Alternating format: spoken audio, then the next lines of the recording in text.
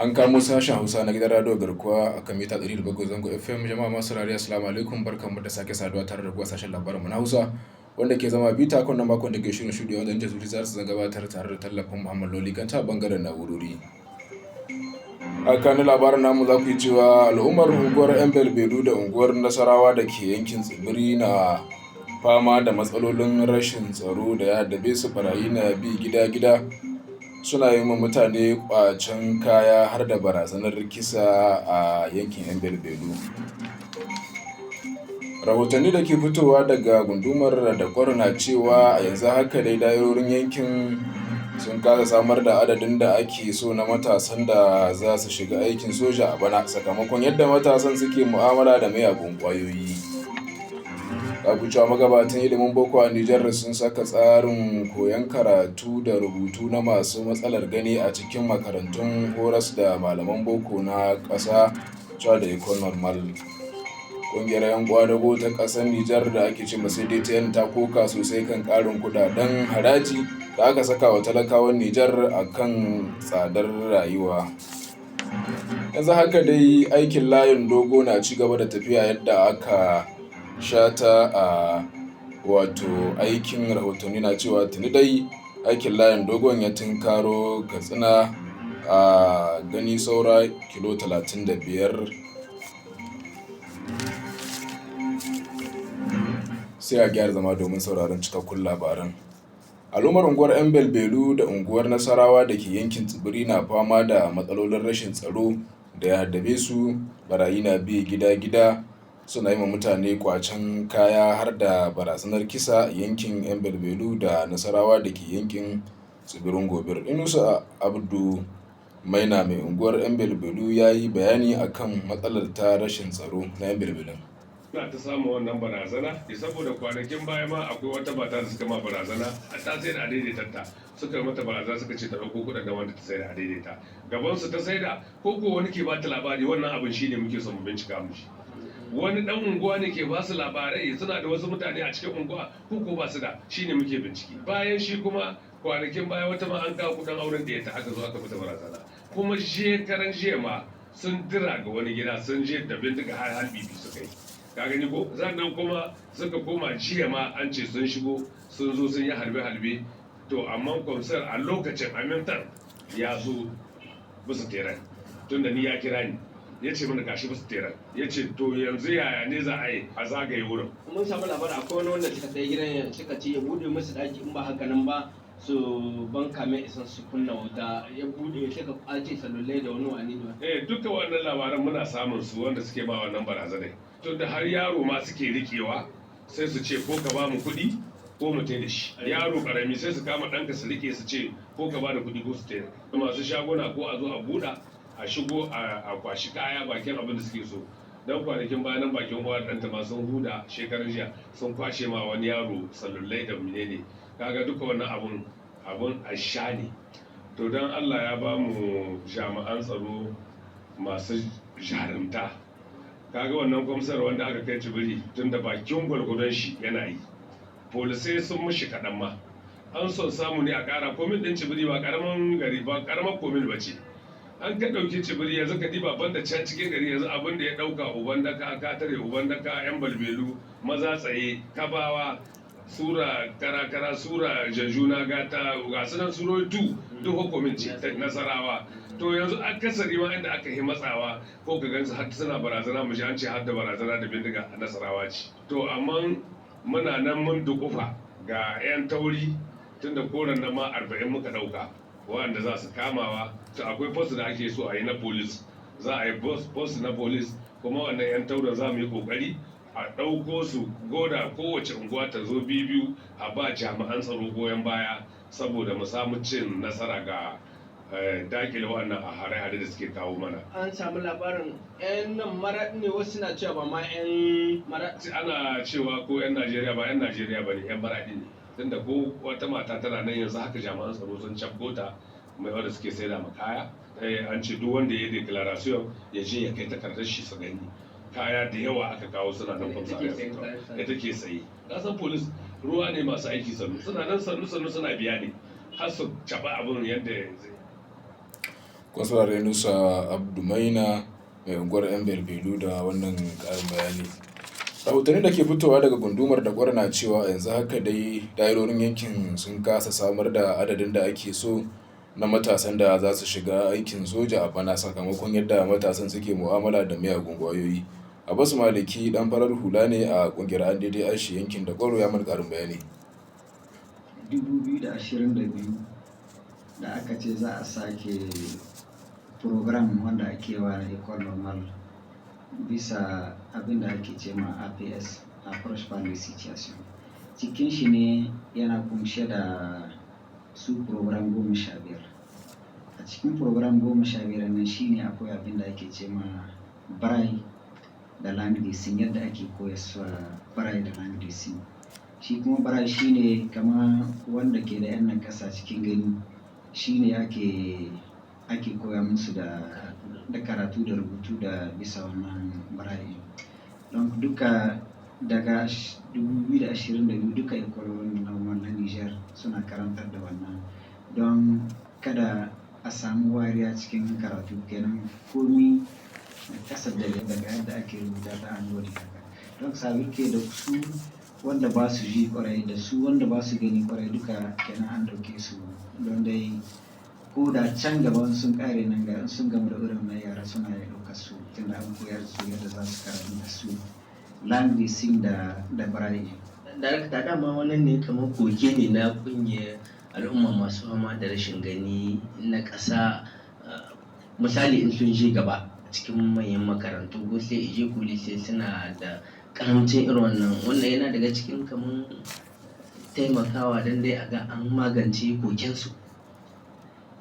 Hakan ne tunda aka ce kowane ɗalibi na Nijar yana da incin a karantashe shi, kenan ba don mutum yana dauke da na ƙasa za a hidda shi. Shi yasa yanzu kenan duk wannan koke-koken da kungiyar su ta yi shine aka ɗauka yanzu sa zurke ba don mutum yana ɗan na ƙasa za a hidda shi, hakkin shi ne, tilas ne gwamnati ta yi mishi ta ɗauke shi ma akan na ƙasar da yake ci a gani yadda za a taimaka mishi. Cikin shi ne aka kawo wannan tsari na taimaka musu ga wanda ba su shi kwarai da wanda ba su gani. Sai muna fa dangance da sabanin wannan sauti kun saurari bayanin Usman Suleiman, darakta janar na Ecole Normale ta Maradi, da wannan bayani akan cewa magabatan ilimin boko a Nijar sun saka tsarin koyon karatu, koyon da rubutu na masu matsalar gani cikin makarantun horas da malaman boko na ƙasa. A Ecole Normale da ta Maradi tuni dai ɗaliban da ke koyon ilimin wato zama malaman makaranta ke ɗaukar darasin yadda ake wato koya ma makafi ilimi da wato kurame kenan. Yanzu ku saurari bayanin Abbas Maliki dan farar hula a kungiyar Andede Asha yankin da ga bayanin shi.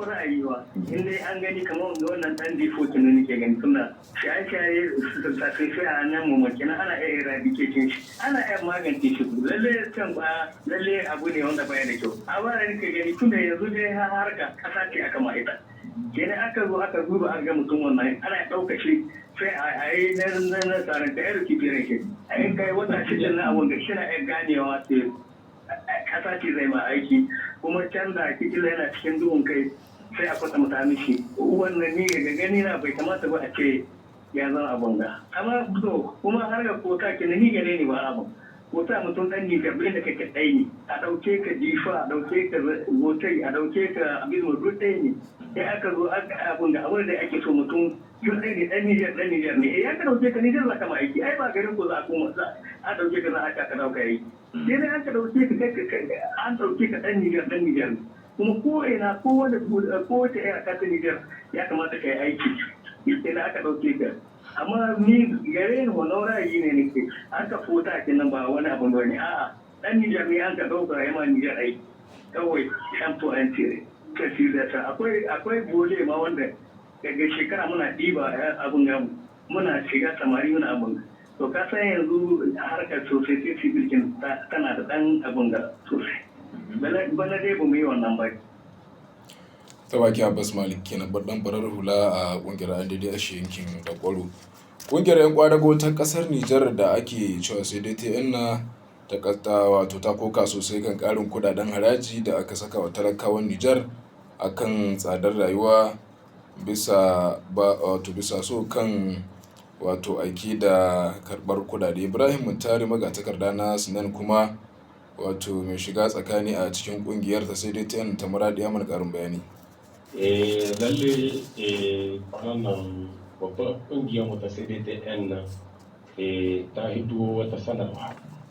Sanarwa ita ce ta taɓa ɓangare guda 4 na rayuwar mu yanzu dai wanda ake ciki, abubuwan da suke kai ruwa suka kai rana suna da kai wanga labarun duniya ne duka bisa kan wani abubuwa guda 4 yanzu abin da ake ciki ne ƙungiyar mu ta yi nazari ta hudo ta sanarwa bisa wannan.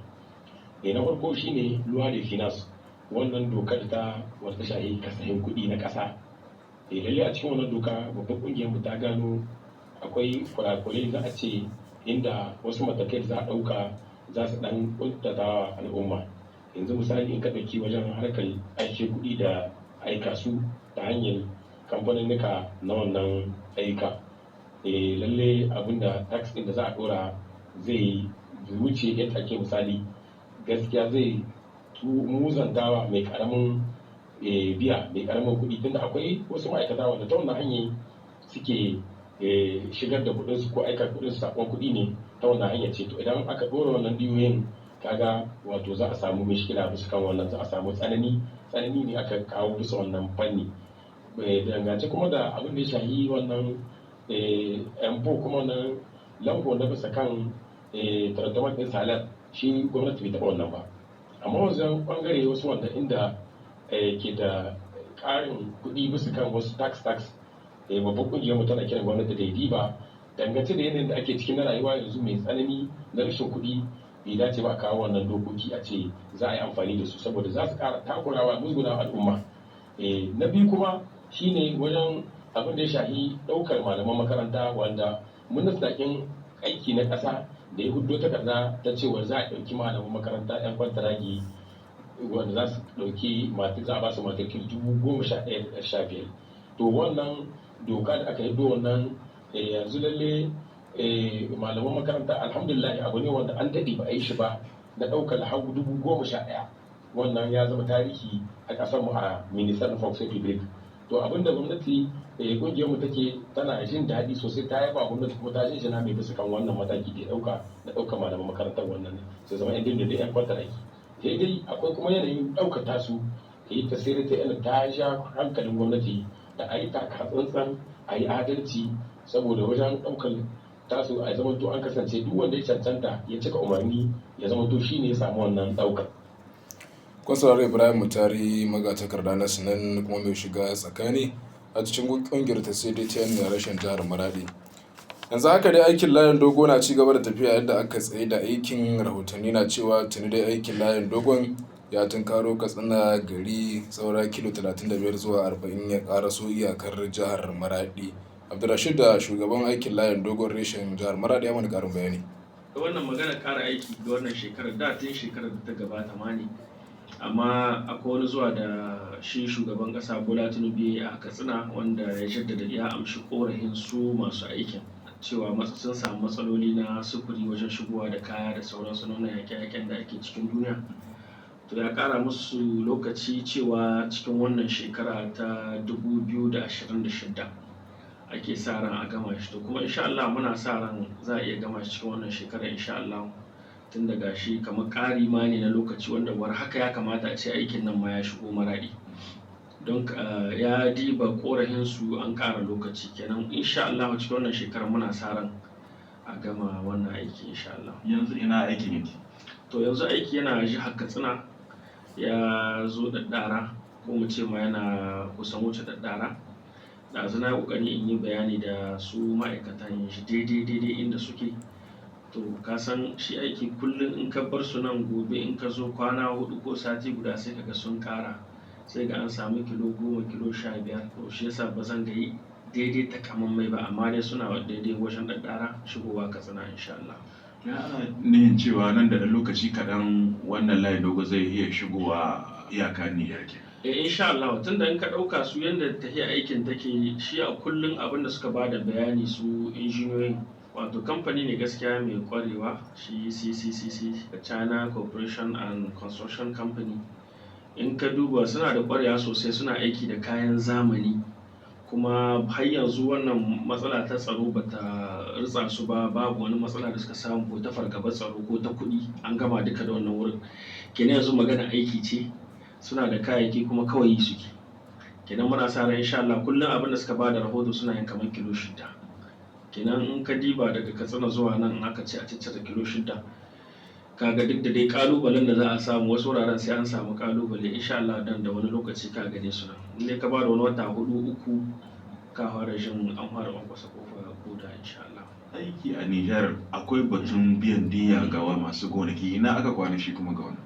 To ni rahoton da nake samu har yanzu dai ba wanda aka biya. To ban sani ba wani tsari ne na gwamnati don a cewa akwai wani lokaci da ya ware da zai biyan mutane, ko kuma sai aiki ya zo gab za a biya, ko ko wani shiri gwamnati take, wannan ban sani ba gaskiya haka. Amma dai na ji mutane suna ta fargaban cewa ba a biya su ba. Shi layin dogon shi jirgin al'umma za su yi shi menene amfanin da zai iya kawowa misali tsakankanin Nijar da Najeriya. In ka diba yanzu muka fara daga maganar diplomasiya kafin mu zo amfani na kasuwanci, shine muke ce ma a relation international muke kiran shi common project, yan project kuma wanda su ne ake yi don a ƙara danƙon zumunci tsakankanin ƙasashe, wanda cikin wannan zumuncin za a ƙara diplomasiya, za a ƙara kare mutuncin kasuwanci, noma, kiwo, tunda za a iya ɗaukar komai, za a ɗauki mutane cikin jirgin nan, za a ɗauki kayan mutane. Shi wannan jirgin ba da Kano zai fara ba ko daga Dala, zai faro ne tun daga Lagos. Kaga daga can za a iya ɗauko kayayyakin 'yan Nijar, wannan tsama da muke da ita ma da Benin gaskiya ba ƙaramin sauƙi ba ne. Za a iya ɗauko kayayyaki cikin tsaro a kawo su hannan Maraɗi. In kana da kayan, kai ɗan Yamai ne, in kai ɗan Burkina ma ne ko ɗan Mali, aka kawo su nan Maraɗi, kaga daga nan lokacin ne za a hauda bisa motoci. Kuma yanzu in ka diba za ka ga bisa hanyoyin motoci duk sun lalace. In ka ɗauko kaya ga hanya sai ga ana ta samun ƙalubale. To wannan abu ne zai zo ga baki ɗaya lokaci guda, kaga za a haɓaka kasuwanci, mutane za su samu alkhairai sosai. Da haka ne kuma muka zo ƙarshe abin da ya sauka a fuskar labarin namu na sashen Hausa da ke zama bita kan makon da ke shirya madadin Amuloli Kata da Sarrafa na guda da su bisa da su na gabatar labarai ke fatan mu da lafiya.